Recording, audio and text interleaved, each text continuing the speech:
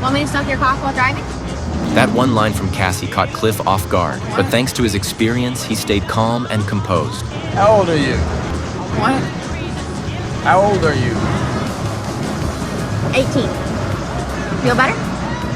I need to see something official that verifies that you're 18, which you don't have because you're not. Cassie got exposed right away and realized that this older man wasn't like the others. Soon they continued their journey, quickly leaving the awkward moment behind. Their conversation shifted back to movies and life. Not long after, they arrived at the movie ranch. Cliff looked around at the rundown property, confused. Cassie didn't realize how much the place meant to Cliff. She pulled him inside, and as strangers arrived, the people living there began stepping out of their homes. It was clear that Cliff wasn't exactly welcome, but Cassie, infatuated with him, couldn't stop introducing him to everyone like he was some prize she had just won. Cassie's brother took one look at Cliff and could tell he wasn't just some random old guy. After a brief exchange, Cliff asked if he could visit an old friend. Well, is there anything wrong with me saying hello to an old friend?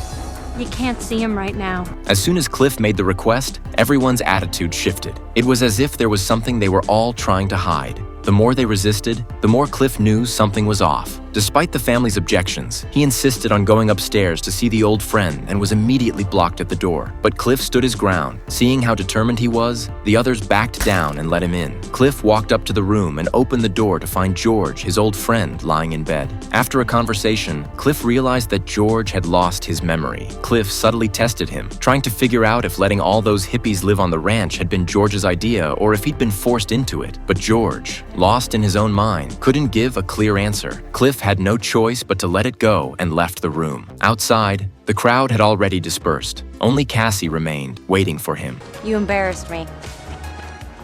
Yeah, sorry about that.